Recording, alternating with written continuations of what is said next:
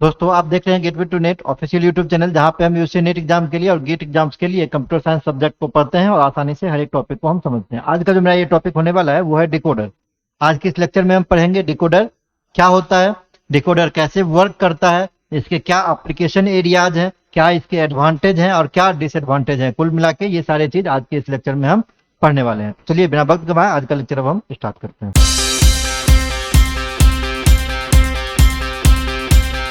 देखिए, जिस तरीके से हम कॉम्बिनेशनल सर्किट के बारे में पढ़ रहे थे पिछले क्लास में, सब्ट्रैक्टर के बारे में पढ़े, उससे पिछले क्लास में हम एडर के बारे में पढ़ रहे थे, तो डिकोडर भी आपका क्या है, डिकोडर भी एक कॉम्बिनेशनल सर्किट है। डिकोडर भी एक कॉम्बिनेशनल सर्किट है जो क्या काम करता है, डिकोड इंफॉर्मेशन को डिकोड करने का काम करता है। आप कहेंगे सर इंफॉर्मेशन डिकोड का मतलब क्या है, इंफॉर्मेशन डिकोड का मतलब क्या है। कुछ पॉइंट यहाँ से लिखे हैं हम, उसको आप समझिए पहले। Decoder are electronic devices that convert coded input into readable output। क्या कर रहा है डिकोडर, क्या है डिकोडर, एक कॉम्बिनेशनल सर्किट है जो जो क्या काम करता है, कन्वर्ट करने का काम करता है। किसको कन्वर्ट करने का काम करता है, कोडेड इनपुट को, जो इनपुट कोड के फॉर्म में आ रहा है, बाइनरी फॉर्म में आ रहा है, ऑक्टल फॉर्म में आ रहा है, हेक्साडेसिमल फॉर्म में आ रहा है, ठीक है ना, बीसीडी फॉर्म में आ रहा है, बाइनरी कोडेड डेसिमल के फॉर्म में आ रहा है, उसको रीडेबल फॉर्म में जो कन्वर्ट करता है वो क्या है आपका, वो सर्किट कहलाता है आपका decoder circuit. Clear. They are widely used in digital system for data interpretation. कह रहा है क्या, डिकोडर का यूज डिजिटल सिस्टम के अंदर में वाइडली किया जाता है ना।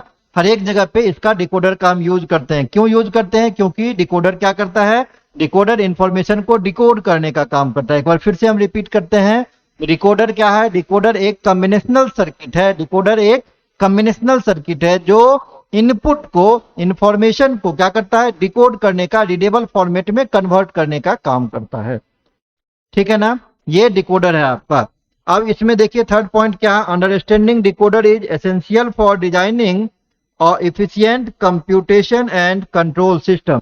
डिकोडर क्या है आपका, डिकोडर अभी हम बता रहे थे, डिकोडर एक कॉम्बिनेशनल सर्किट है जो क्या काम करता है, कन्वर्ट करता है। किसको कन्वर्ट करता है, बाइनरी इंफॉर्मेशन को स्पेसिफिक आउटपुट पैटर्न के अंदर में। डिकोडर एक कॉम्बिनेशनल सर्किट है जो बाइनरी इंफॉर्मेशन को, कोडेड इंफॉर्मेशन को रीडेबल फॉर्म में कन्वर्ट करता है, रीडेबल आउटपुट के फॉर्म में उसको कन्वर्ट करके देता है, वो आपका डिकोडर कहलाता है। क्लियर है।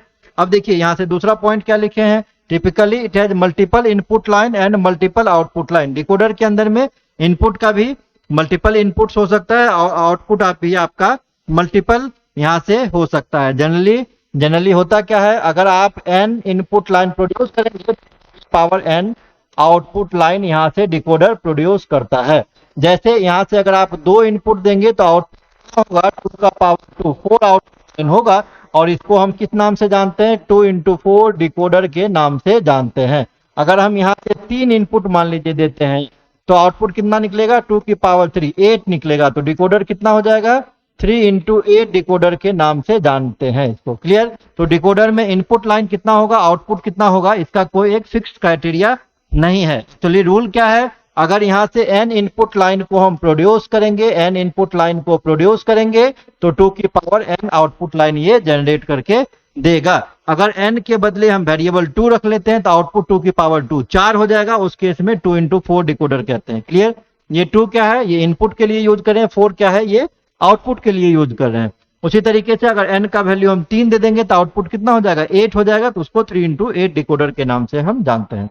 The decoder activate exactly 1 output line corresponding to the binary input value. अब कहता क्या है, डिकोडर जो है, जैसे मान लीजिए हम 2 to 4 लाइन डिकोडर बना रहे हैं, 2 to 4 लाइन डिकोडर बना रहे हैं, तो उस केस में कोई एक सर्किट ही इनेबल होगा, बाकी सारा सर्किट आपका डिजेबल होगा। कहने का मतलब कुछ इस तरीके से, देखिए आप, कुछ इस तरीके से है, ए बी 2 इनपुट लिए हैं, आउटपुट आपका 4 हो जाएगा, D0, D1, D2 और D3, ये आउटपुट हो जाएगा।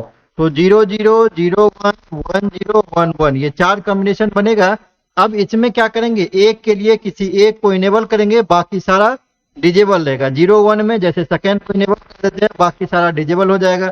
इस केस में इनेबल, बाकी सारा डिजेबल, और इस केस में लास्ट को इनेबल करते हैं, बाकी सारे सर्किट को हम डिजेबल कर देते हैं। वही थर्ड पॉइंट आपका कह रहा है, इस डिकोडर के अंदर में कोई भी एक आउटपुट जो है, आप कोई भी इनपुट वैल्यू प्रोवाइड कीजिए, कोई एक सर्किट इनेबल होगा, बाकी सारा सर्किट आपका डिजेबल हो जाएगा। तो ये 2x4 का ब्लॉक डायग्राम है कि यहाँ से दो इनपुट, अगर मान लीजिए हम ए बी दे रहे हैं तो आउटपुट आपका D0 D1 D2 D3 ये आउटपुट निकल रहा है। ये सर्किट डायग्राम है। अभी हम आते हैं सर्किट डायग्राम के ऊपर में। अब देखिए टाइप ऑफ डिकोडर है। अभी जैसे हम बात कर रहे थे एन इनपुट लाइन अगर आप प्रोड्यूस करेंगे तो 2 की पावर n आउटपुट लाइन से जनरेट करके देगा। तो अगर हम 2 इनपुट लाइन देंगे 2 की पावर 2 4 देगा, तो डिकोडर कितना हो गया, 2 to 4 लाइन डिकोडर हो गया। अगर हम इनपुट 3 दे देंगे 2 की पावर 3 ये 8 हो जाएगा, तो इसको 3 into 8 डिकोडर कहते हैं। जब हम 4 देंगे 2 की पावर 4 16 डिकोडर हो जाएगा। ये अलग अलग डिकोडर के टाइप हैं और जैसा यूज आएगा, जहां पे जैसा यूज होगा उस हिसाब से हम डिकोडर का यूज करते हैं। तो आपको बस याद क्या रखना है, अगर हम डिकोडर के अंदर में 2 की power n line input produce करेंगे तो आउटपुट कितना हो, अगर हम n इनपुट लाइन प्रोड्यूस करेंगे तो आउटपुट कितना होगा, 2 की पावर n आउटपुट हो जाएगा। ये याद रखना है। कुछ इसका ये एग्जांपल हो जाएगा 2 into 4 3 into 8 4 into 16 ऐसे कुछ। नेक्स्ट पॉइंट है each type is designed to handle a specific number of input bit and generate corresponding output. The selection depend on the complexity and requirement of digital system. अभी हम बात कर रहे थे ये कौन सा डिकोडर किस सर्किट के लिए यूज होगा, ये किस पे डिपेंड करेगा, सर्किट की कम्प्लेक्सिटी कितनी है। अगर कम्प्लेक्सिटी ज्यादा होगी तो आपको इनपुट लाइन और आउटपुट लाइन भी बढ़ाना पड़ेगा। हो सकता है 4 into 16 आप यूज करें, हो सकता है 5 into 32 आप यूज करें, ठीक है ना। ये कम्प्लेक्सिटी पर डिजाइन डिपेंड करेगा। जितनी ज्यादा कम्प्लेक्सिटी होगी उतना ज्यादा आपको इनपुट लेना पड़ेगा और उसी हिसाब से उसका आउटपुट भी वहां से बाहर निकलेगा। अब देखिए 4 आउटपुट है यहाँ से। तो पहला अगर हम मान लेते हैं 0 0 है, तो दूसरा कॉम्बिनेशन 0 1 है, तीसरे के लिए 1 0 और चौथे के लिए 1 1। अभी जैसे हम दिखा रहे थे, अभी हम जैसे ट्रूथ टेबल में दिखा रहे थे 1 ये किसके लिए हुआ है, 0 0 के लिए 1 हुआ है, तो इसको हम नाम क्या दे देंगे, इसको नाम दे देंगे D0। ये किसके लिए हुआ है, D1 के लिए 1 हो रहा है, D1 के लिए, तो इसका नाम दे देंगे D1, इसका नाम दे देंगे D2, इसका नाम दे देंगे हम D3। क्लियर। तो D0 के लिए क्या हो जाएगा 0 0, D1 के लिए क्या हो जाएगा 0 1, D2 के लिए हो जाएगा 1 0 और D3 के लिए हो जाएगा 1 1। यही चीज यहाँ पे ये बताया हुआ है। D0 के लिए 0 0, D1 के लिए 0 1, D2 के लिए 1 0 और D3 के लिए 1 1। दो इनपुट है। क्लियर। दोनों 0 0 है तो जनरली हम लोग कंप्लीमेंट के थ्रू 0 को डिनोट करते हैं। ए बी दो इनपुट ले लिए हैं। यहां से अब हम चूंकि पहले में दोनों कंप्लीमेंट भेजना है, नॉट गेट ले लिए। ये नॉट गेट पहले में ये क्या गया, ए कंप्लीमेंट गया, फिर बी लिए हैं, इसका नॉट ले लिए, तो ये बी इसमें चला गया, तो क्या हो गया ए कंप्लीमेंट बी कंप्लीमेंट। दूसरे के लिए क्या था, ए कंप्लीमेंट बी, दूसरे के लिए क्या था ए कंप्लीमेंट बी। ए तो कंप्लीमेंट के साथ ही जाएगा, लेकिन बी आपका देखिए बी यहां से डायरेक्ट गया हुआ है, ए कंप्लीमेंट बी।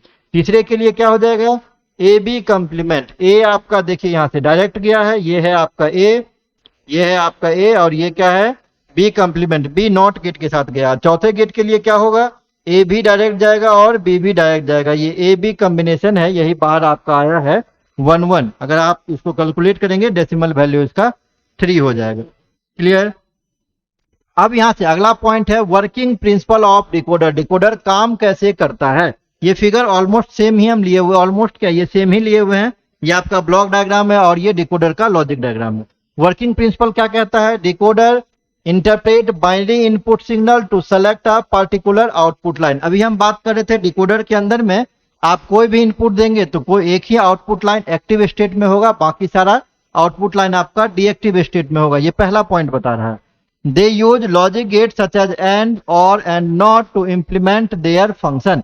3 ही बेसिक लॉजिक गेट होता है। बेसिक लॉजिक गेट 3 है, आप जानते भी, एंड गेट, और गेट और नॉर गेट। तो डिकोडर जो है ये तीनों ही बेसिक लॉजिक गेट को अपने फंक्शन को इंप्लीमेंट करने के लिए यूज करता है। ये पॉइंट यहाँ पे दिया हुआ। When the input matches a specific pattern the corresponding output is activated. जैसे देखिए अभी हम क्या कर रहे थे, D0 के लिए क्या आ रहा है 0 0 कॉम्बिनेशन आ रहा है, D0 के लिए 0 0 आ रहा है। Clear.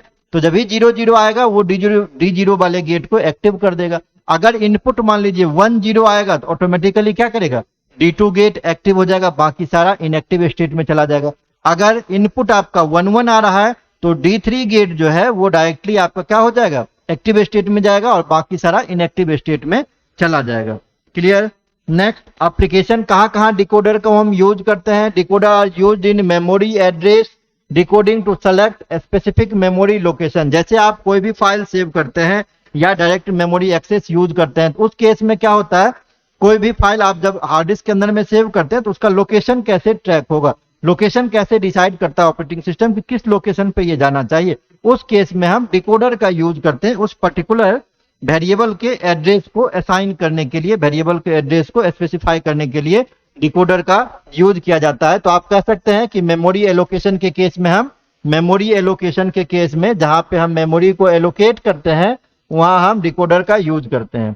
They play a vital role in digital display system like 7 segment display system में भी हम डिकोडर का यूज करते हैं। Decoder are also essential in microprocessor system और फॉर इंस्ट्रक्शन डिकोडिंग। अब देखिए 3 मेजर जगह इसका हम एप्लीकेशन एरिया बताएं। पहला एप्लीकेशन एरिया क्या है, इसका डिजिटल सिस्टम यूज करते हैं, पहला है डिजिटल सिस्टम में यूज करेंगे। तीसरा क्या है, दूसरा क्या आपका मेमोरी एलोकेशन के भी अंदर में, मेमोरी एलोकेशन के अंदर में यूज किया जाता है डिकोडर का। और जहां पे हम बात करते हैं माइक्रो प्रोसेसर सिस्टम का, हम बात करते हैं माइक्रो प्रोसेसिंग सिस्टम का, माइक्रो प्रोसेसर सिस्टम का, वहां पे भी आपका डिकोडर का यूज किया जाता है। तो ये 3 जगह पे इसका मेनली यूज होता है, इस पॉइंट को आप ध्यान में रखेंगे। अब देखिए ये 2 to 4 लाइन डिकोडर है, 2 to 4 लाइन डिकोडर है। अभी जो फिगर हम ये बताए हुए हैं ये 2 to 4 लाइन डिकोडर का है, जहां पे हम ए बी 2 इनपुट प्रोड्यूस कर रहे हैं तो आउटपुट आपका 4 आउटपुट निकल रहा है, D0 D1 D2 D3। ये ब्लॉक डायग्राम है और ये सर्किट डायग्राम है, हम बार बार आपसे ये बात बोल रहे हैं। अगर हम इसके 3x8 का बात करेंगे, 3x8 का बात करेंगे तो कितना इनपुट होगा, 3 इनपुट हो जाएगा ए बी सी, और आउटपुट आपका फिर उस केस में D0 D1 से लेकर D7 तक लेना पड़ेगा। तो अगर वो भी बनाना है तो कोई भारी नहीं है, 3 इनपुट है ए बी सी, तो टोटल 8 कॉम्बिनेशन बनेगा, 0 0 0 0 1 0 0 1 1 1 0 0 1 0 1 1 0 1 1 1 0 और 1 1 1, ये टोटल 8 कॉम्बिनेशन वहां से बनेगा। तो आप क्या करेंगे, किसी एक बार में जैसे 0 0 0 के लिए D0 को आप एक्टिव कर दीजिए, बाकी सारे को इनएक्टिव। फिर जब इनपुट आपका 0 0 1 है तो D1 को एक्टिवेट कर दीजिए, बाकी सारे को इनएक्टिव स्टेट में कर दीजिए। अगर D7 के लिए आप देख रहे हैं तो तीनों इनपुट सिग्नल आपका 1 होगा, तभी D7 आपका एक्टिव स्टेट में जाएगा, अदरवाइज बाकी सारा क्या होगा, इनएक्टिव स्टेट में जाएगा। अब एप्लीकेशन एरिया है इसका, एप्लीकेशन एरिया अभी हम बात कर रहे थे। Decoder simplify the design of complex digital system by providing clear output. They improve system reliability by reducing the chances of error. Decoder enable efficient routing and selection in various electronic applications।